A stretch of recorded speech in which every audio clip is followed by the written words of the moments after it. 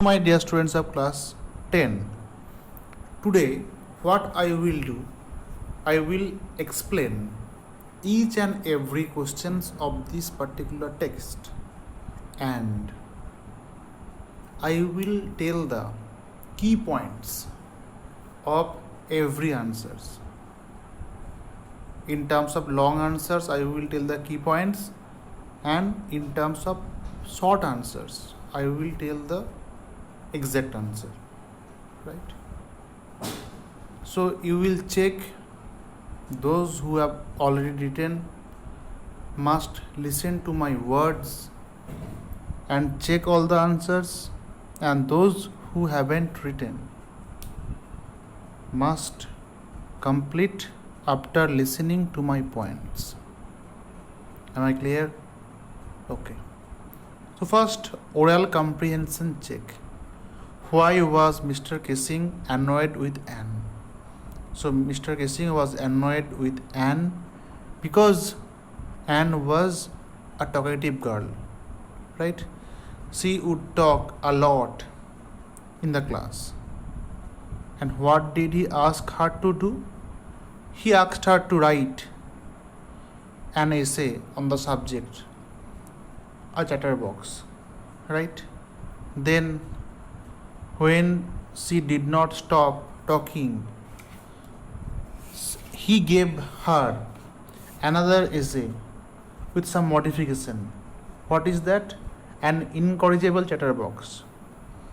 And then at last he gave her another essay, that is quack quack quack, said Mistress Chatterbox. Okay. How did Anne justify her being a chatterbox in her essay? Okay. So she gave kind of two interpretation, okay, at the end of her essay. One, that is the normal characteristics of a student, and other reason, that is she got that from her mother, that is inherited quality. Okay. Then, do you think Mr. Kissing was a strict teacher? So you can definitely write the answer, yes, Mr. Kissing was kind of a strict teacher, right? He wanted that nobody will talk in his class, and that's why he punished Anne by asking her to write an essay on the chatterbox. Then again, when she didn't stop, he again asked him to write with some modification an incorrigible chatterbox, and again quack quack quack, said Mrs. Chatterbox. So all these activities showed that Mr. Kissing was kind of a strict teacher, but later he got changed and he also started to make jokes, right, in the class. Then, what made Mr. Kissing allow Anne to talk in the class? What made Mr. Kissing allow? So, first, Anne was punished by Mr. Kissing for her talkative nature, but when he gave her the punishment, as he asked her to write essays on the topics, and when Anne was able to write the essays with proper interpretation, then he accepted that Anne would always be that way, or he can allow Anne to talk in the class. Now, was Anne right when she said that? the world would not be interested in the musings of a 13-year-old girl. So one was Anne right? You can probably say yes, but actually no, because after reading the diary of Anne, you can understand that she wrote some beautiful lines, some important lines, right? So, kind of, she mocked her at first. Later, she changed that. Okay, so answer must be no, and was not right. Okay, then there are some examples of diary or journal entries in the before you read section. Compare this with that and writes in her diary. What language was the diary originally written in, and in what way is Anne's diary different? Okay, so Anne's diary was, originally written in Dutch. Okay, and in what way her diary different? Because she didn't think to maintain in a formal way. Rather, she addressed her diary as Kitty. Means it was her true friend, right? And as if she would talk with her diary, right? And also she ends by writing yours Anne. So that's why it was kind of full of her personal or private gossips, private accounts. So different. Then, why does Anne need to give a brief sketch about her family? That you already know. Because otherwise, if she didn't give any brief sketch about her family, then those who will read the diary later will not understand about her or about her family. So she needs to give that brief sketch. And does she treat Kitty as an insider or an outsider? Yes, definitely insider. Okay, kind of best friend, right? Or rather intimate friend. Now, true friend. How does Anne feel about her father and grandmother, Mrs. Cupidus and Mr. Kissing? And what do these tell you about her? So, Anne felt that her father was the most adorable father she had ever seen. Okay, and about her grandmother, she remembered her grandmother even after her death also. Okay, and about that teacher, Mrs. Cupidus.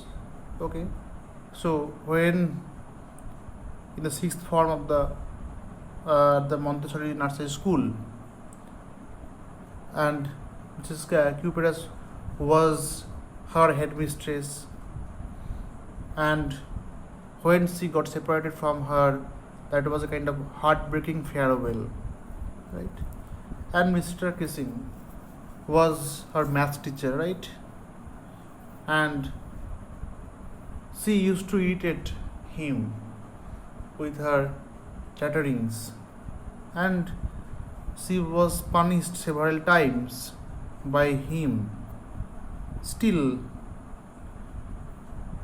there was kind of a good relation between her and Anne. Okay, and also Mr. Kissing later read out her poems in different classes also. Okay, so what does Anne write in her first essay? So what does she write in her first essay, that was the entitled or the chattered box. She wanted to give kind of convincing arguments, right, to prove her points. Okay, and also she opined with 2 points. First of all, that was kind of a normal trait, normal characteristics. Another thing was that she got that thing from her mother, kind of inherited quality. Okay. Now, what do the statements tell you about Anne Frank as a person? So, first one, we don't seem to be able to get any closer, and that's the problem.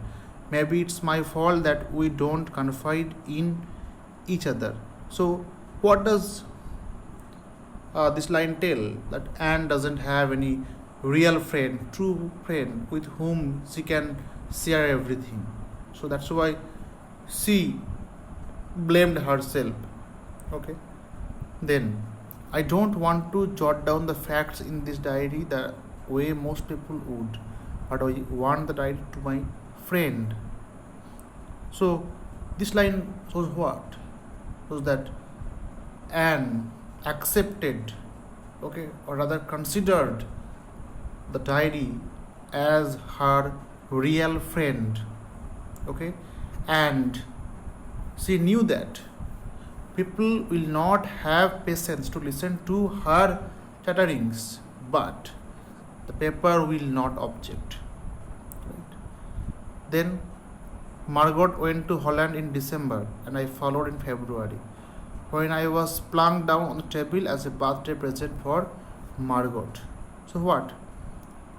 So this shows that she was a kind of very fun-loving or funny girl. Okay, and she also explained everything in a funny way, also humorous way, comical way. Okay, then if you ask me, there are so many dummies that about a quarter of the class should be kept back, but teachers are the most unpredictable creatures on earth. Means what? This shows that she knew everyone minutely, personally. She understood her position and others' position also. And she explained the teachers as the most unpredictable creature on earth, because nobody could say which student they would fail and which student be promoted on the next class. Then anyone could ramble on and leave big spaces between the words, but the trick was to come up with the convincing arguments to prove the necessity of talking. So what does this line show? This shows that what? She knew many things about writing. Okay, she was assigned kind of assignment to write on the chatterbox, right? And she knew the tricks to write, to show that it was a kind of very big in size, the writing. But the trick was that to come at last with a convincing argument to prove her points. So she was very intelligent also. Now thinking about the language. Here a headmistress, long awaited homework, notebook, steep baked outburst. So these words are compound words. It's compound. Head mistress. It's a compound. Okay. In your chemistry also you read about compound things. Okay. And they are made about 2 or more words. Compound words. Head mistress, homework, notebook, outburst. Then adjectives. Long awaited, steep baked, sleepwalk, and babysit. So these are the compound words, means combining with 2 or more words. So a compound words. Now you have to match. So heartbreaking means what? producing great sadness, heartbreaking news that produces great sadness. Okay. Then homesick means you are missing your home, definitely. So missing home and family very much. Blockhead means an informal word which means a very stupid person. The law abiding, obeying and respecting the law, very easy. Overdo means do something to an excessive degree. Okay, overdo. Daydream, think about pleasant things, right?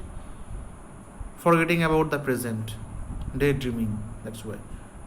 Breakdown means an occasion when vehicles, machines stop working. Then output at last, something produced by a person, machine or organization. Then phrasal verb. What is that? You have two things, phrasal verbs and group verbs. A phrasal verb is a verb followed by a preposition or an adverb. Its meaning is often different from the meanings of its parts. Compare the meanings of the verbs get on and run away in below. You can easily guess their meanings in but means in A, but in B they have special meanings. A, she got on at Agra when the bus stopped for breakfast. Devanand ran away from home when he was a teenager. So ran away, two words combined, and this is phrasal verb. So verb followed by a preposition or an adverb. Got on also. Then she is eager to get on in life, succeed. Okay. So get on and succeed. And the visitors ran away with the match. It's so easy.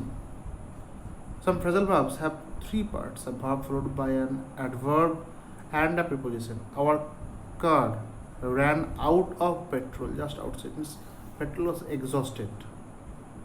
Okay, it limits. The government wants to reach out to people with this new campaign. Wants to reach out to. Okay. So here the text you have just read has a number of phrasal verbs commonly used in English. Look up the following in a dictionary for their meanings under the entry for the italics word. So plunge in means what? Plunge in, then kept back, ramble on, get along with. So plunge in means go straight to the topic. Plunge in. Okay. So without any introduction, the teacher plunged in the discussion. Then kept back means not promoted. Okay, kept back or failed. So many students were kept back after the examination. Then move up means what? Go to the next grade. He was moved up in the next class. Okay, so make remain quiet. So that is there, but actually move up means to go to the next class. Okay, then ramble on, speak or write without any focus. Do not ramble on while you are writing any answers, right? Get along with, so have a good relationship with, okay. So I have a very good or I get along with my friends, right? Then calm down means make remain quiet. Okay, so he was calmed down after the tension. Then stay indoor. In this pandemic situation, everyone must stay in, right? Make up for means compensate. you should make up for the loss that you suffered. Then hand in means give an assignment to a person, authority, as a homework. Okay. So after every lesson I give you, or I hand in some activities. Okay. Then here now find the sentences. Okay, fine. That's then idioms are a group of words with a fixed order and particular meaning, differ from the meanings of each of their words put together. Puzzle verbs can also be idioms. They are said to be idiomatic when their meanings is unpredictable. Means in language sometimes we say some words, some phrases rather. Okay, these are kind of ornaments of language, that idioms. Okay, so here we will discuss. Here are few sentences from the text which have idiomatic expressions. Can you say what each means? Our entire class is quaking in its boots. Means shaking with fear and nervousness. That I've already said. Until then, we keep telling each other not to lose heart. Means not to lose hope. Right? Then Mr. Kissing was annoyed with me for ages because I talked so much. Means for a long time. Mr. Kissing was trying to play a joke on me, the ridiculous subject, but I would make sure the joke was on him. Means he was outwitted by her. Okay. Then here are a few more idiomatic expressions that occur in the text. Try to use them in sentence your own. Caught my eye means I was passing by the road and suddenly a helpless person caught my eye. Or a helpless person was caught by my eye. Now, then he had enough means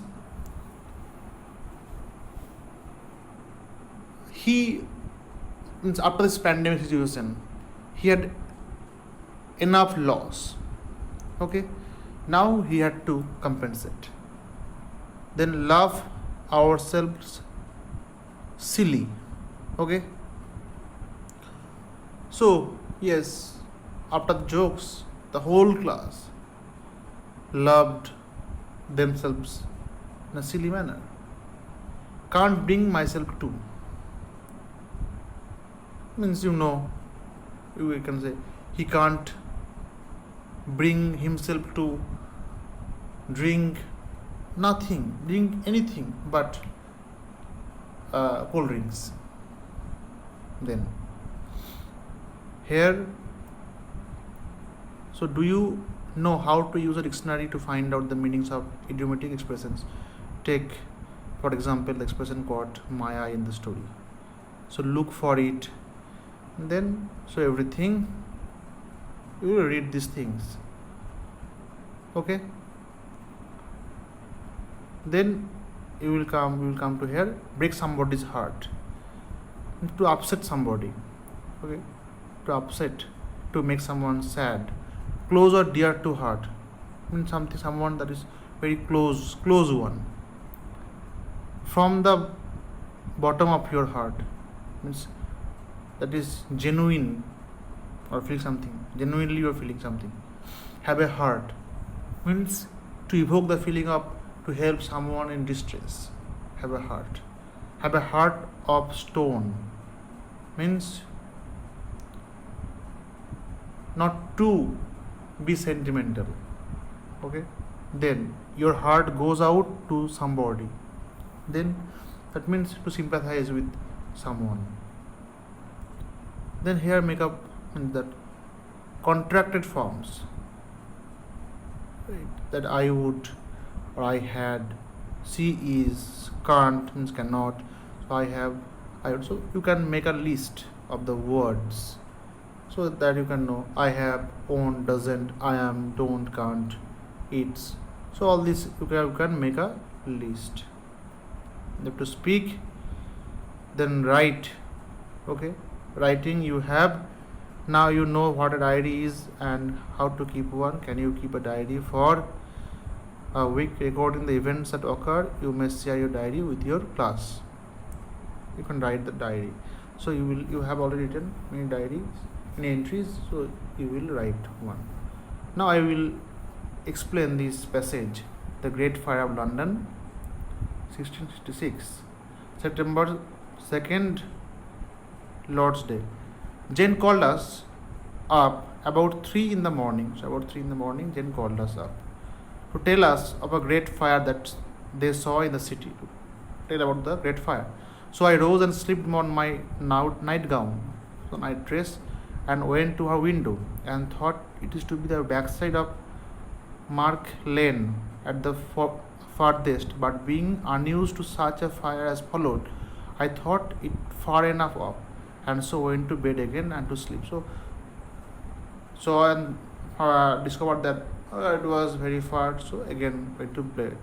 About 7, I rose again to dress myself, and then looked out of the window and saw the fire not so much as if it was an farther off. By and by, Jane comes and tells me that she hears above 300 houses have been burned down tonight by the fire we saw, and that is now burning down all Fish Street by London Bridge. So I made myself ready presently and walked to the tower, and there got up upon one of the high place, Sir J. Robinson's little son going up with me, and there I did see the houses at the end of the bridge all on fire, an infinite great fire on this and the other side of the bridge. From the diary of Samuel Pepys. So what about talking about the great fire? First, the author didn't pay attention to the fire. Later, it was discovered that it burned many. Okay. So you will complete this summary. The entry in the diary has been made on dash, so date by dash Samuel Pepys. So on 2nd September by Samuel Pepys. So in this way you will fill this summary. Okay, that's all. Thank you.